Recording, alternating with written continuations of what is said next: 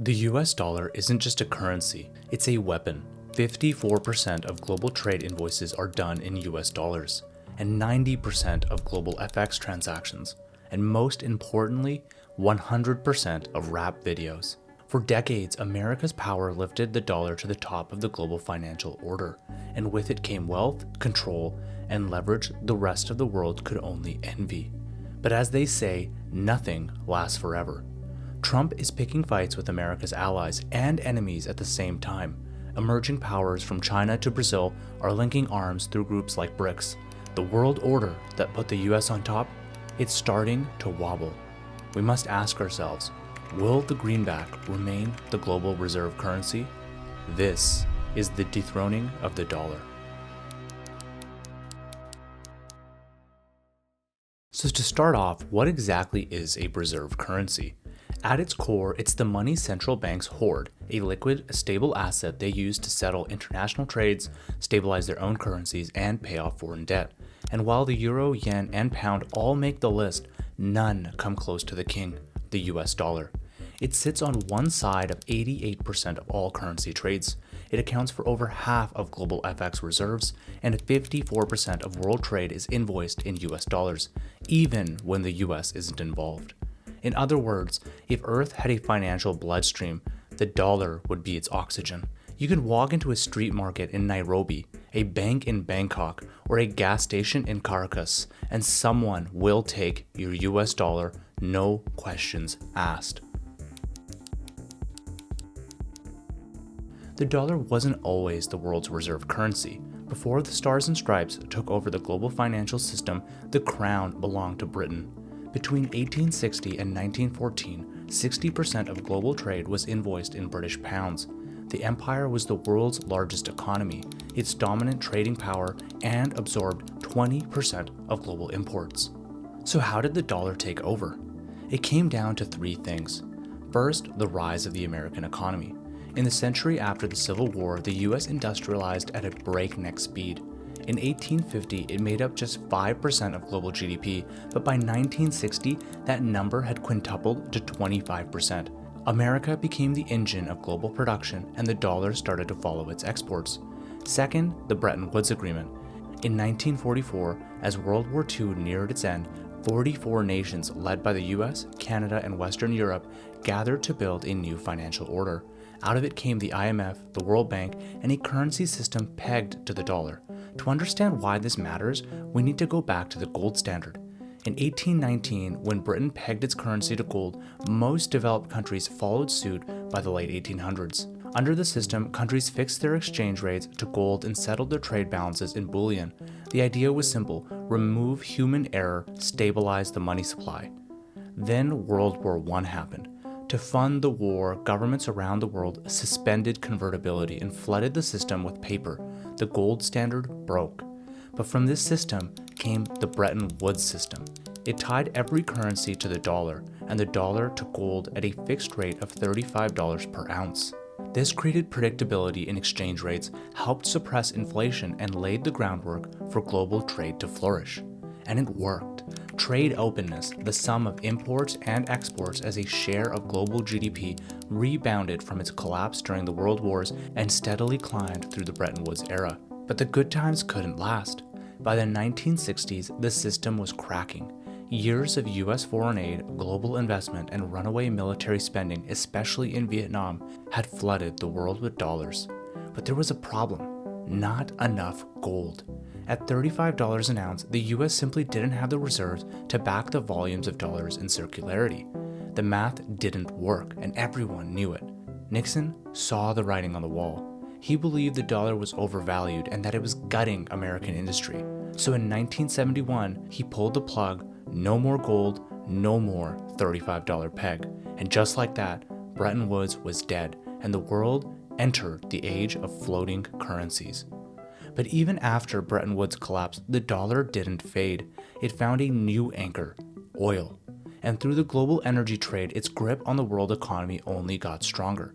In 1974, the US cut a deal with Saudi Arabia, the petrodollar agreement. Riyadh agreed to price its oil exclusively in US dollars. No exceptions. Any country that wanted oil whether it be Saudi Arabia or other producers that followed, had to get US dollars first. And just like that, the dollar wasn't just a currency. It was a ticket to the world's most important resource, energy. A global reserve by design. Fast forward to today, and that trifecta still holds: US economic dominance, Bretton Woods, and the petrodollar deal. Together, they've hardwired the dollar into the foundations of global trade, the world's reserve currency by default and by design. So what does America actually get from having the world's reserve currency? In a word, everything. The dollar's status gives the US a set of unfair advantages so lopsided that a former French finance minister famously called it an exorbitant privilege. First, global demand for dollars fuels global demand for US government bonds, better known as treasuries. They give the US a powerful advantage. It can issue mountains of debt, knowing there's always someone ready to buy. That demand keeps borrowing cheap. And today, foreign governments and investors hold over $8 trillion in US treasuries. Additionally, the US also benefits from the dollar's built-in scalability. Where other countries fear currency swings that can balloon their foreign debt, America doesn't have to flinch. Its debt is in dollars, and it prints the dollars. But the biggest advantage? Power. When you control the world's reserve currency, you control who gets to use it. And if you want to cut someone off, from a company to an entire country, you can. Put simply, sanctions. Because the dollar dominates global trade, most transactions eventually touch US soil. They pass through American banks, run on US payment systems like SWIFT, or rely on US-based platforms like Visa and MasterCard. Even foreign banks, ones with zero US customers, need access to American markets just to move dollars or buy US treasuries. That gives Washington enormous leverage. It can block sanctioned entities outright, or use the threat of exclusion to scare others into compliance. And over the years, the US has shown it's more than willing to pull that trigger. As of 2024, the US has active sanctions against more than 15,000 individuals, more than Switzerland, the United Kingdom, and European Union combined. According to the Washington Post, America now targets a third of all nations with some kind of financial penalty on people, property, or organizations. That includes the usual suspects: Iran, North Korea, Cuba, who have been under US sanctions for a combined 184 years. But it doesn't stop there. Even countries you wouldn't expect, like Lebanon, Ethiopia, and Nicaragua, are on the list. It's these sanctions that have turned the dream of a dollar alternative into a global talking point. When Russia invaded Ukraine in 2022, the US struck hard, banning firms from doing business with Russian entities, freezing central bank assets, and cutting Russian banks out of SWIFT. To countries like Russia, the dollar isn't just a currency, it's a weapon, a tool of US foreign policy with global reach. And unsurprisingly, no country has criticized US dollar dominance more loudly or more often than Russia. But it's not just Russia. Other major developing countries have also voiced their frustration with the dollar's role in global sanctions. At the 2023 BRICS summit, South African President Cyril Ramaphosa put it bluntly: payment systems, he said, were being used as instruments of geopolitical contestation. And he's right. Around the world, one question keeps coming up: why are we still using the dollar? And to add insult to injury, in January 2025, Trump decided to start another war, a trade war. The Trump administration's economic agenda, especially on trade, shook global faith in the US as a stable, well-managed place to park capital. Just look at the market reaction to Trump's so-called Liberation Day tariff package. Had it gone through, US import duties would have hit their highest level in over a century. Instead, investors panicked, treasury yields spiked, and the dollar dropped. The message was clear: the world was no longer sure about America's economic direction or the competence of its leadership. The fact that both US government bonds and the dollar fell at the same time sent a clear signal. Investors were no longer treating dollar assets like treasuries as the safe haven foundation a global reserve currency demands.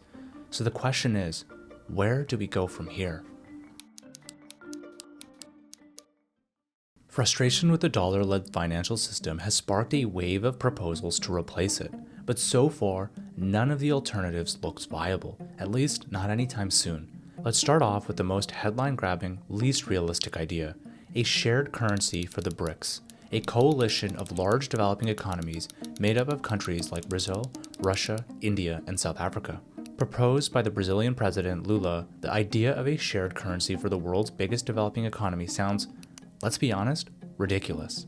A common currency isn't just a logo and a launch date.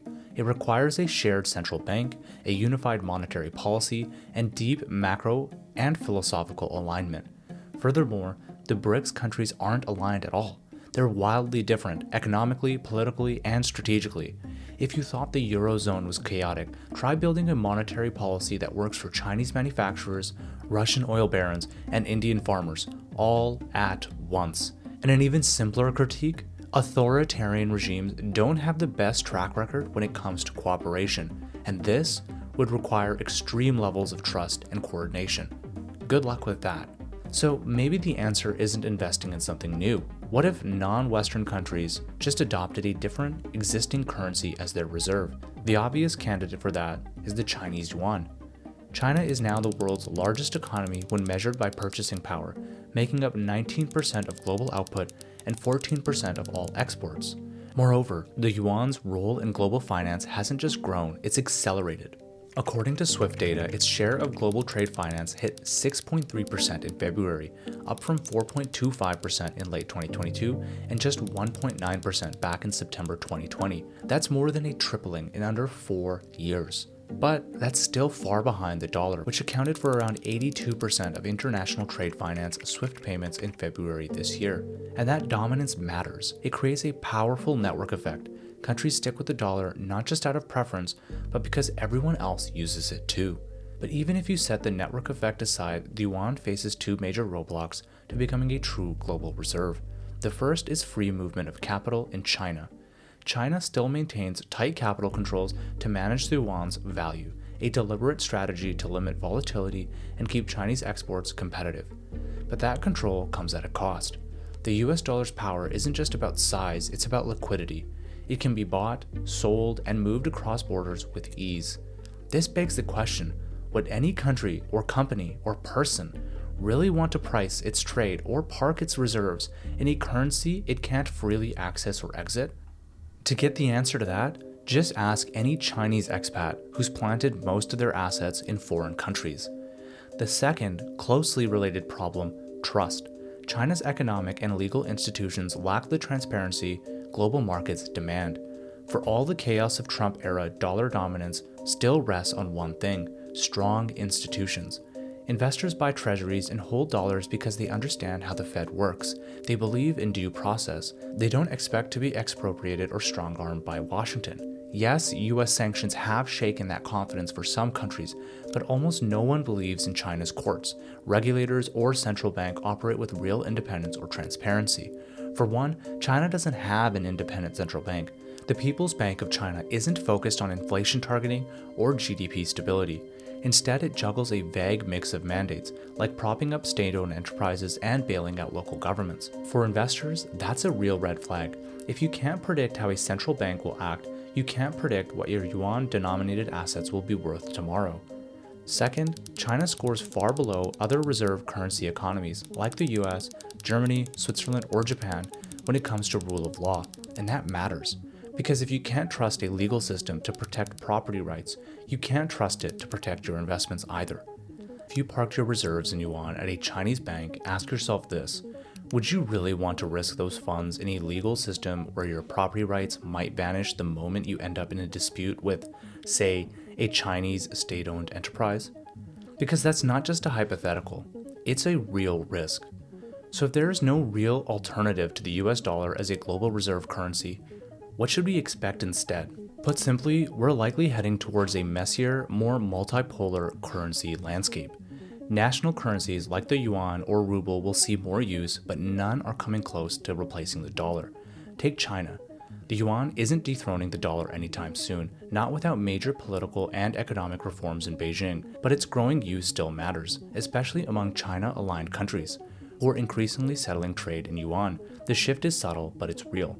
Additionally, Russia now settles most of its energy trade with China in yuan, and inside China, the shift is even clearer.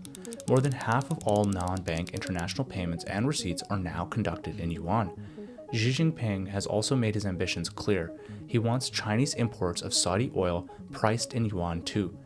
To this end, China's central bank has established a bilateral swap line with other central banks, making it easier for them to borrow yuan directly. It's also set up branches of state-owned banks abroad to clear yuan transactions, building the infrastructure for a more international currency, one piece at a time. This setup gives yuan holders a crucial lifeline. Even with China's capital controls and the lack of deep, liquid market for yuan-denominated securities, these mechanisms provide a way to access liquidity when it's needed. China has also built its own alternative to SWIFT, the cross-border interbank payment system. It allows for direct clearing and settlement of yuan transactions inside China, no intermediary banks, and no US dollar required. This is likely to help the yuan incrementally grow its share of global trade and borrowing going forward. And while China's push is the most advanced, it's not alone. Other BRICS members have been building their own alternatives too. Russia began developing its SWIFT alternative, known as SPFS, back in 2014 in response to, or more likely in anticipation of, Western sanctions. Furthermore, they also pushed for BRICS countries to integrate their payments networks, aiming to boost the use of national currencies in trade and reduce reliance on the dollar. Other BRICS currencies have seen some modest gains too, but the numbers are still puny. The rial makes up 0.7% of global trade finance, the UAE dirham is 0.56%, and the Indian rupee is 0.19%.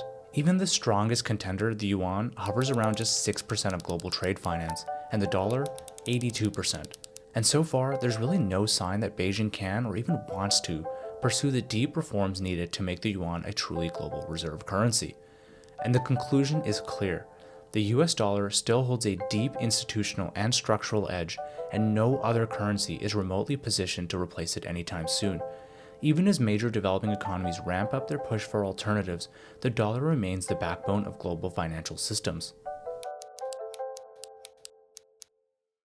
In our view, this isn't a story of financial power shifting from west to east. It's a story of slow, uneven fragmentation where the dollar stays on top. But local currencies like the Chinese yuan carve out slightly bigger roles in their own neighborhoods. The center holds, but the edges are starting to fray. For all the geopolitical tension and anti-Western rhetoric, one thing remains clear. The US dollar isn't going anywhere. It will remain the world's predominant currency for the foreseeable future. Our advice, don't bet on a collapse. Don't bet on de-dollarization. Not yet. Because when the world gets shaky, it still runs back to the greenback. Thank you for watching. If you like this video, hit subscribe and check out our newsletter. We dive into topics like this every single week.